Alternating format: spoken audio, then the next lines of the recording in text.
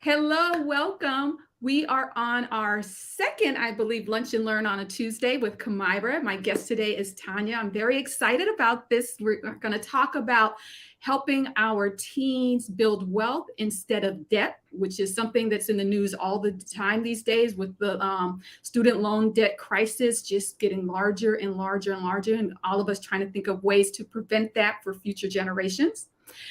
Before we get into our conversation, our usual reminder, if you have any questions or comments, put them in the comment section, and our guest Tanya will address them live on air. Welcome, Tanya. Thank you. Thank you for having me, Kamira. I'm so excited to be here. For those of you who don't know, Tanya is the founder and CEO of Goalsetter, and she's going to tell us a little more about that. Why don't we begin with you telling us a little bit about yourself and your work and Goalsetter? Happy to. I grew up in Oakland, California. My mom was an elementary school teacher in the Oakland Public Schools. And the reason I start with that, Kamira, is so many people ask, what's your founder story? Why did you start this? And for me, my founder story really is rooted in education. And it's rooted in having a mother who believes so deeply in education. So much so that I went to Stanford. I got 2 degrees in engineering, having no idea what I was going to do with them, but it seemed like a good choice at the time. Mhm. And I ended up working at lots of interesting places in corporate America. I was at ESPN, and I launched ESPN3, which was the first digital video streaming player in the cable industry before HBO Now and HBO Go and all those great products. Then I was at Nickelodeon, and I ran nickjr.com and noggin.com. I was the general manager for those properties. And I really cut my teeth on how do you create content that's engaging and exciting and at the same time educational for kids and families. And then finally, I moved to Discovery Education and went to Discovery Education because they were launching digital textbooks into classrooms across the country to help kids with multimodal learning. And we all know, I'm sure that every parent on the line knows that your kids would much prefer learning from TikTok than learning from a whiteboard in a classroom somewhere. And then one day I came home to my home, which is now in Brooklyn, New York. And my daughter, who's 8 years old, about to turn 9, said, Mommy, for my 9th birthday, I really only want 2 things. And I said, what's that? And she said, enough money to save for an investment account and a bike. And I thought, if I can get every child in America to say that, I can change the world. And so, Kamira, that really is how Goalsetter was launched. Goalsetter is a savings account, a debit card, an investment account, and an amazing financial education tool created for every member of the family. And so it really is about whether you have a kid who's 6 years old or 16 years old, and we even have kids who are in college who are using Goalsetter. We are teaching them about financial education. And, I know there are lots of teen and tween debit cards out there. We believe that, just teaching a kid how to swipe a card, that's not enough. And so for us, it really is that we're on a mission to create the next generation of savers and investors and not just consumers. Okay. So let's back it up a little bit. What is when I researched you and looked up your philosophy and your mission, you talked a lot about building generational wealth. What is generational wealth? Generational wealth is being able to pass along money to your kids that can transform their lives and transform the head start that they are able to get when they start their financial lives, right? And so, it's not like generational wealth is defined as, hey, you've got to be a billionaire, or hey, you've got to even be a multimillionaire. Generational wealth, the way that I think about it, is money that can transform the trajectory of your kids' financial lives because it gives them a head start. So, in today's world, if a kid starts out their life at 21 years old and has $200,000 from inheritance or, a grandmother who left a home to them and they were able to sell that home, and the average price of a home right now throughout America is about $250,000. So if they have that as a head start, guess what that can do for them? That can absolve them of any student debt for, college debt. It can be a down payment on a home. It could be almost an entire home based on the average price of a home. And those are really seminal moments in our kids' lives and in our lives that are big financial moments that put you into a lot of debt. And so starting out with generational wealth can really help to put you on financial footing that lets you start building wealth instead of just paying off debt. Okay, so I get what generational wealth is. It really sounds like an adult thing to me. So, how does it play in teens' finance and how young people can build it or contribute to it? So I think the first thing that's really important is Mhm, that teens understand generational wealth, that they mhm, understand that, hey, what I really want in my lifetime are two things. The first thing I want is financial freedom. And what does financial freedom mean? Financial freedom means enough money to be able to make my own choices and make decisions about my life that are not hampered or hampered, tongue tied here, that's hampered okay. or hindered Mhm, by the fact that I absolutely have to stay in this job, this minimum wage job, because this is all I have and I don't have an emergency fund to fall back on, or I don't have money saved, or I don't have money invested. You want financial freedom to be able to make the decisions in your life that make you happy. So that's the first thing that they want. The second thing that they want is they want to accumulate enough money by the end of their lives so that they can both retire successfully and not have to work their whole lives, but also leave a little bit of something to their kids to make their kids' lives a little easier.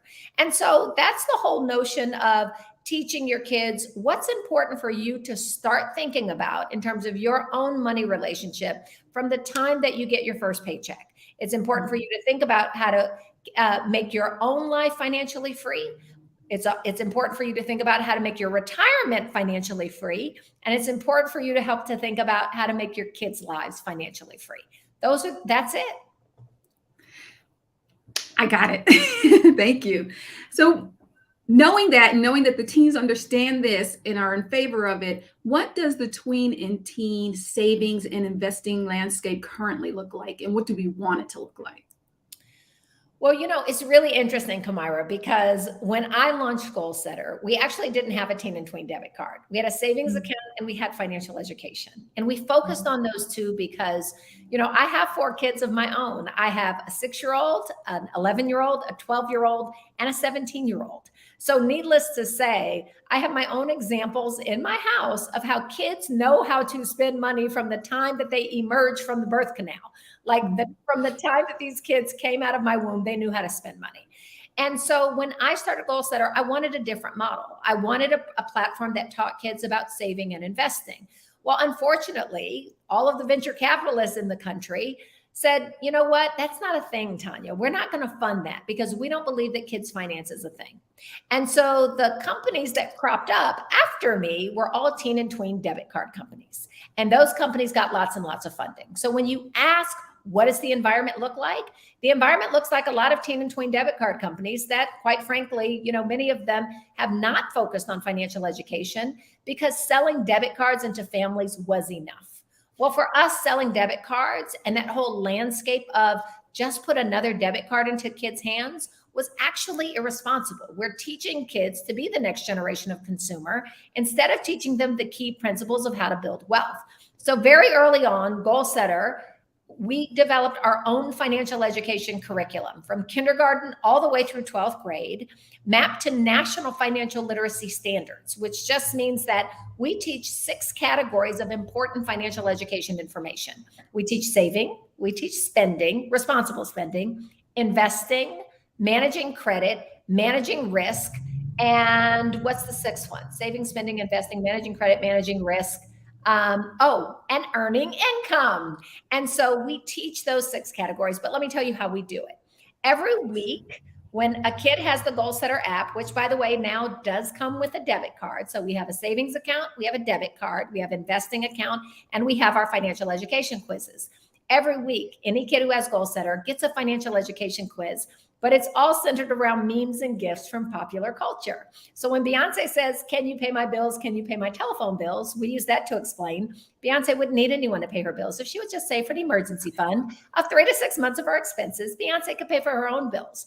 And so kids love our content because it's relatable, it's fun, it's funny, and it's engaging. But it's also teaching them those 6 categories. So a great example, there's a young lady here in Brooklyn She's been a Goalsetter user for about 1.5 years now, and she's fantastic. And her name is Sade. And NBC News interviewed her and said, "What do you love best about Goalsetter?" She said, "The thing that I love best is that Goalsetter teaches me things about money I never knew I was supposed to know. I thought money was all about saving some and spending some. But now I know it's about frugality and compound interest and the rule of 72.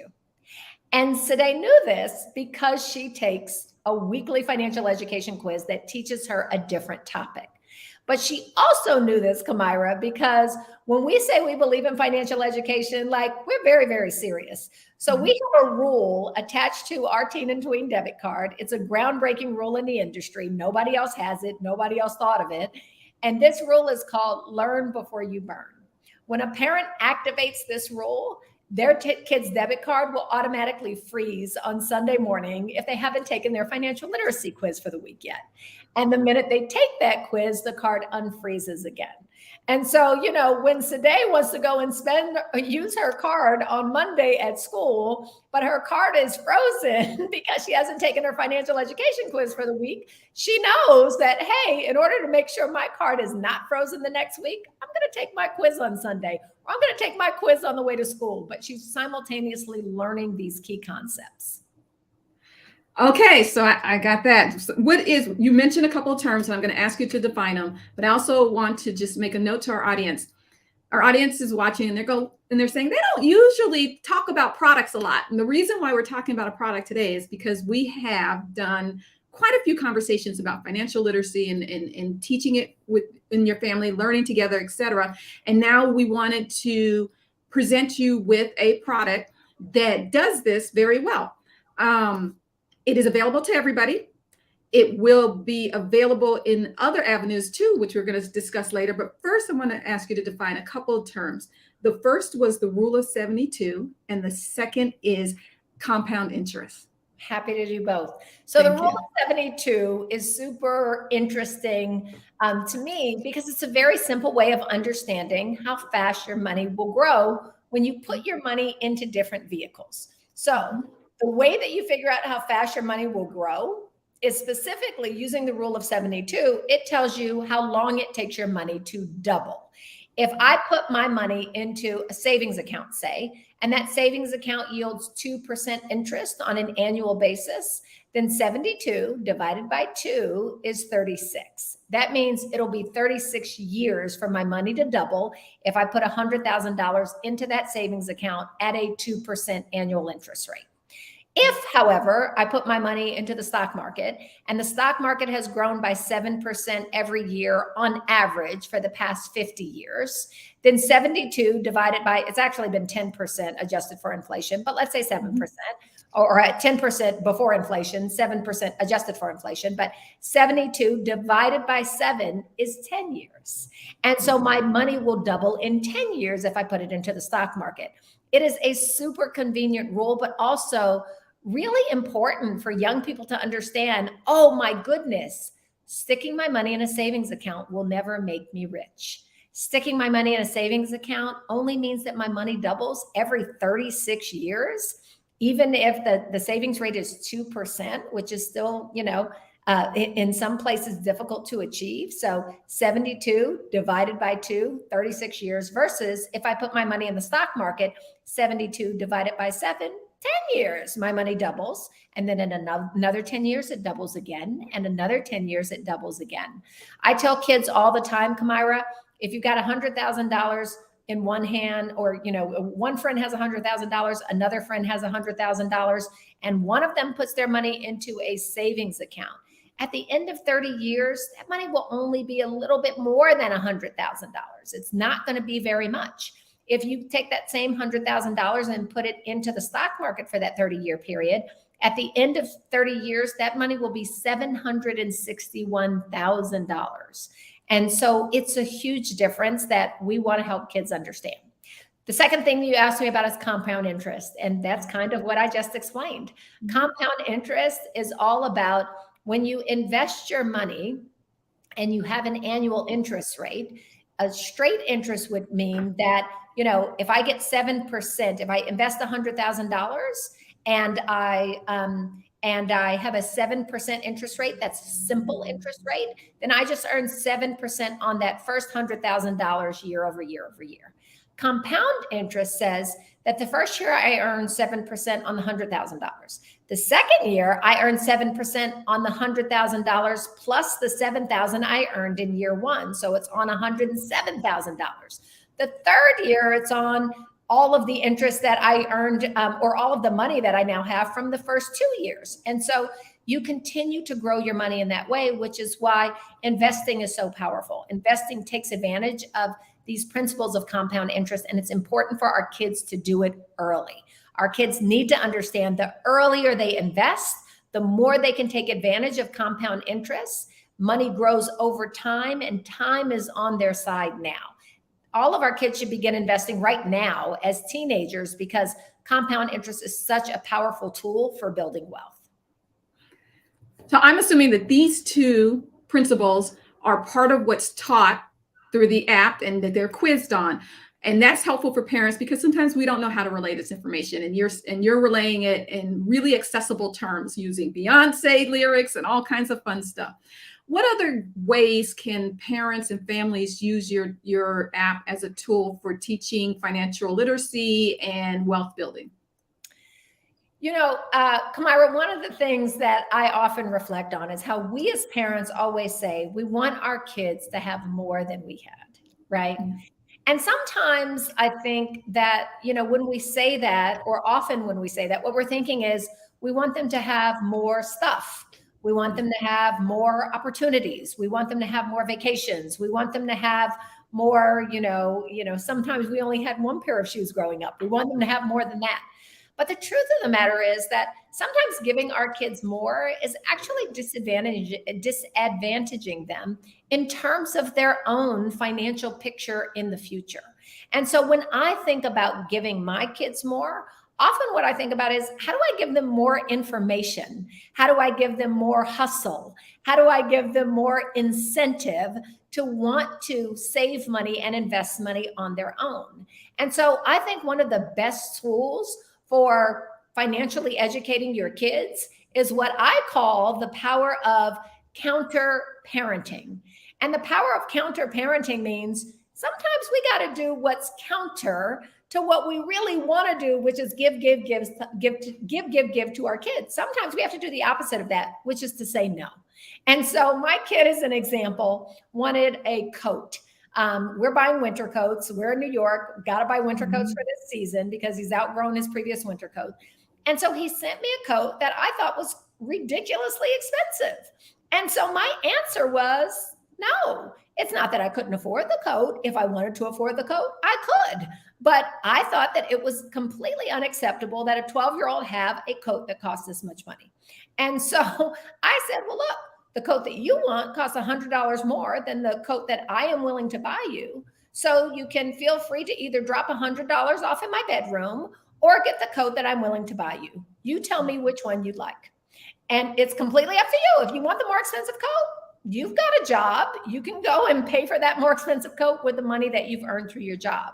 So I think that a big part of financial education is not just us teaching, you know, through the Goalsetter app and all the great tools that we have, not just us teaching key principles, but kids growing up with key principles, kids growing up with key values. And those values have to be the core values that we all need to have as adults. You got to know how to earn money, right? And so the kids should have a job from the moment they can understand what it means to earn money. And that job could be chores around the house, or it can be chores in the neighborhood. My 12-year-old waters plants for one of our neighbors and makes money in that way, and also does chores around our home. So I believe you've got to teach them about earning income. You have to teach them about saving. And so, you know, kids don't save for anything unless there's something that they want. There are some kids who are natural savers. They're just born that way. But there are a lot of kids who they get the money in their hands. And as my grandmother would say, they let that money burn a hole in their pocket. And the only way to get them to save is to say, If there is this thing that you want, you got to save for it, or you at least have to save part of the money for it. And so teaching kids about saving, that's an important skill that parents can do by saying, no, I'm not going to buy you everything you want. You got to save for some of those things. The third thing is teaching kids about investing. And, a lot of people probably 10 years ago would have said, oh my goodness, is it too early when they're kids or when they're teens to teach them about investing? What if they lose money? What I will say is these kids are learning all about investing on TikTok. And sometimes they're not necessarily learning the right things. And so what's important is that in a home with, controlled access to what they can invest in a home with financial education around investing, which we also provide via our app, kids will get the opportunity to learn key principles. And guess what? Yes, they might lose money. And that's okay. Because if I buy, $200 and put it all in GameStop or put it all in, another single stock, and I lose some of that money, guess what I just learned? I learned about diversification. I learned not to put all my eggs in one basket. I learned about asset allocation. Don't put all of my eggs in one industry or one type of financial instrument. And those are all of the things that we can teach kids, but the best way to learn is through experience. And so, yeah, if they buy, one stock and that stock doesn't do so well, guess what? The next time they'll say, can I buy some other stocks too? Because some other industries might be doing better when when the stock in my industry is doing worse. And we can teach these kids these lessons real time. So they're playing with $100 and $200 instead of playing with $100,000 and $200,000 when they are in their 30s and could make some really disastrous decisions that could really impact their financial lives. You mentioned one thing, we have a comment and I'm going to put that up, but you mentioned one thing that I want to emphasize is that we must be careful about where our children receive their financial education information. And that's one of the reasons why we're having you on the show today, is because there's a lot of information out there, but there isn't a lot of correct information out there. And this is something very important. We want to make sure that we can direct our kids to a source, a responsible source. We have a question from Sonia, and she says, my kids earn money from chores, but I don't pay them all the same. How do I make sure their chore money goes into their Goalsetter savings and spending account instead of just burning in a hole in their pocket and getting wasted on useless items they don't need? That's a great question. So with Goalsetter, we actually have 3 allowance rules. Number 1 is set it and forget it. And by the way, we came up with these 3 by talking to parents and saying, how do you do allowance with your kids and how do you want to do allowance with your kids? So number 1 is set it and forget it. So there are parents who say, you know what, my kid is 6 years old or 10 years old or 16 years old. I give them $6 a week or $10 a week or $16 a week. And that's their money. They spend it as they see fit and there are no chores associated with it. So that's okay. So that's number 1. Rule number 2 is entrepreneur in the making. And so entrepreneur in the making is, hey, you know what? Here are 10 chores. They each come with a different amount of money that's associated with them. And you eat what you kill. So you do 2 of them, you get paid for 2. You do 8 of them, you get paid for 8. And that teaches kids the power of hustling to make their own dreams come true. The third rule is you're on payroll. And you're on payroll is, hey, here are 5 chores. You do those 5 chores, you get paid. And I'm sure we can all imagine why we named it that, because it's just like working a job where your boss says, hey, you do this work and you get paid. And so, those are the parents who say, look, I just want my kids to do the same 5 things every week. If I can just get them to clean up their room, take out the cat litter, and these other 3 things, then I will pay them the $10 every week for their allowance. So, with Goalsetter, we allow parents to set up those rules and pay their kids according to those rules. And then once they pay their kids, they can work with their kids to allocate where the money goes. So the kids can say, and the parents can say together, hey, I just got paid $10. You got to put 2 of it into your savings account and you can spend the other 8. Or you got to put 5 into your savings account and you can spend the other 5. So it's an exercise, again, in both earning income and in how do you save and spend responsibly and invest responsibly. I love those 3 rules: set it and forget it, and then the entrepreneur, and then the payroll. And I Yes. just want to remind parents, because I have been there, that when there's the entrepreneur, sometimes the things that their little minds dream up are things that either we can see down the line may not work, or it's just unfamiliar to us. But we want to support them because it's a mindset, right? It's an entrepreneur mindset and a hustle, and we want to give them the incentive to continue thinking that way. I think of a young man who went to school with one of my sons, and he used to flip sneakers. He'd buy the sneakers and he'd flip them to someone. And there were people who thought, well, why doesn't he just get a job at the nearest grocery store or something? The young man is now in business school. And he knows all kinds of business principles. He's experienced success and failure. And he started a company the first week in business school. And he's doing well because his parents supported him. They weren't into sneaker flipping. He's not going to be doing that for his life, but that's okay. That was the job that was accessible to him when he was growing up. I mean, not job, that was the business that was accessible to him growing up, which I think is great. Whenever I see those kids who are doing the sneaker flipping, those are the kids you always know. Those are the kids who are going to be entrepreneurs. They are going to have a business by the time they're 25, and probably a successful one. Yes.